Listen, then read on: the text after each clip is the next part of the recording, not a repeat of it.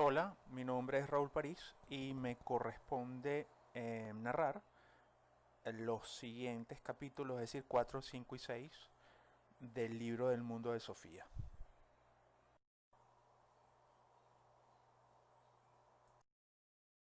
Y bien, el capítulo 4 es el que se llama El ser extraño, y el ser extraño no es más que ese niño recién nacido que está conociendo el mundo, que se abre al mundo y que todo le parece extraordinario, es mágico, es desconocido.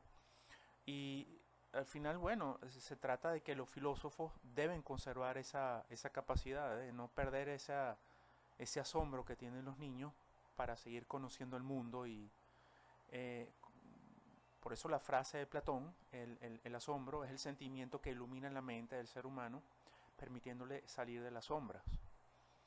Asimismo, Platón consideraba que el asombro es fundamental porque gracias a este aparece el deseo de la investigación por los primeros principios de donde nace el pensamiento filosófico. Esa sería la primera postura en antigua Grecia, y luego Aristóteles complementa y dice que el asombro es una concientización de la necesidad de investigar. Eso nos lleva a indagar y a resolver todas las dudas que aparecen a partir de la realidad. Bien, posteriormente de esas concepciones, de esos dos pensamientos que leímos antes de Platón y Aristóteles, ya en el siglo XX, el filósofo alemán Martin Heidegger, él retoma este tema y argumenta que todos los objetos se encuentran cubiertos de una niebla que los vuelve indiferentes u opacos para el hombre. Cuando ocurre una súbita manifestación o revelación de un objeto, una cosa o alguna parte del mundo aparece, es donde aparece el asombro. Es decir, el concepto de asombro persiste, continúa, y bueno, y esa es la gasolina que mueve la filosofía, ¿no? El asombro es lo que genera el cambio, es la chispa que genera el cambio, es lo que impulsa esa búsqueda de las explicaciones de la vida común, y al final, bueno, es el paso desde la ignorancia hacia la búsqueda del conocimiento, el encuentro de la luz.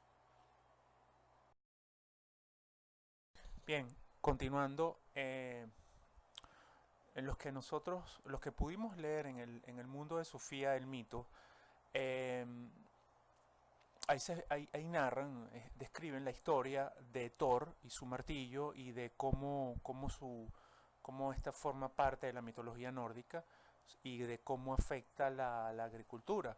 Bien, yo conseguí otra historia más o menos similar, que pertenece a la mitología griega y narra la historia de Plutón, que se enamora de Proserpina, que es hija de Ceres. Ceres es la diosa de la agricultura.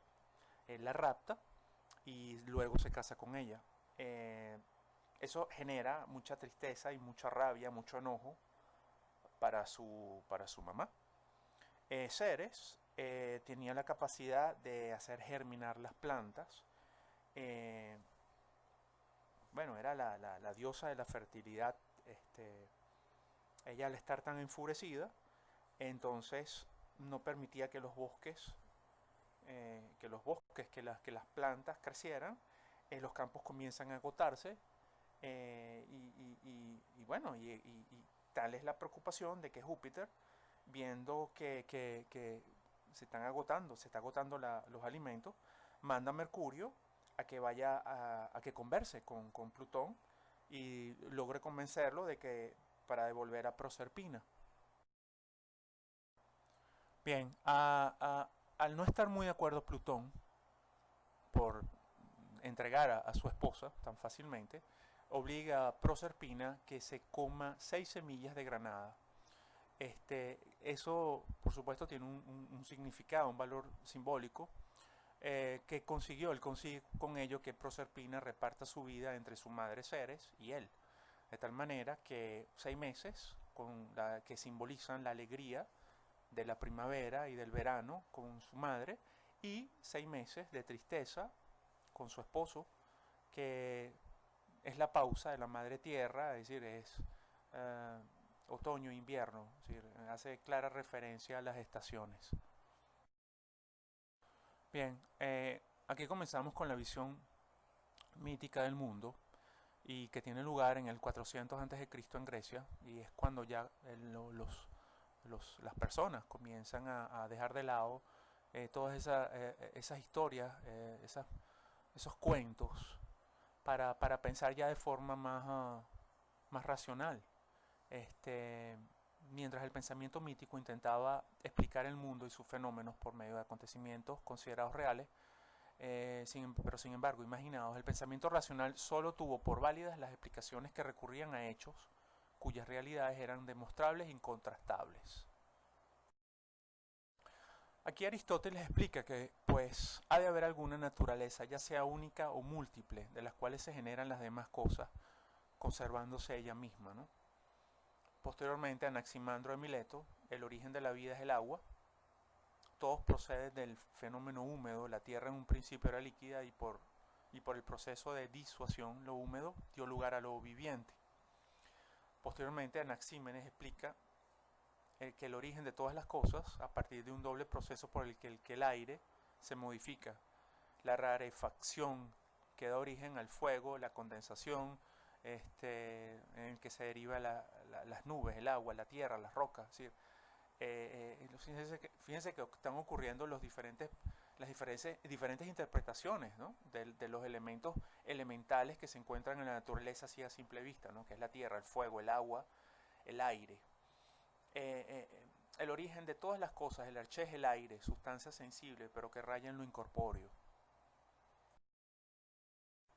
Bien, para terminar, ¿no? de ese, en relación a este tema, ¿no? En la etapa mítica, de la etapa mítica a la etapa filosófica, yo asumo o lo veo pues como un salto cuántico, ¿no? Es decir, un salto incalculable que todavía hoy en día lo estamos viviendo. Es decir, los seres humanos ya comenzamos a preguntarnos en forma racional qué son las cosas. Claro, dejando de lado las historias, los mitos, bueno, eso nunca nos va a abandonar. Sin embargo, ya estamos empezando a ver con más seriedad nuestro mundo y el porqué de las cosas, ¿no? De ese despertar. Y yo lo describo así como que, bueno, ya dejamos de ser esos animales temerosos, ¿no? Aquellos descendientes del mono, y empezamos más racionalmente, más concienzudamente, sí, con más serenidad incluso a ver el mundo que nos rodea con más tranquilidad. Claro, con mucha valentía, porque en ese momento en Grecia, hubo que ser muy valiente para aceptar eso, ¿no? Y bueno, eso es lo bonito de esta historia, lo interesante de esta historia.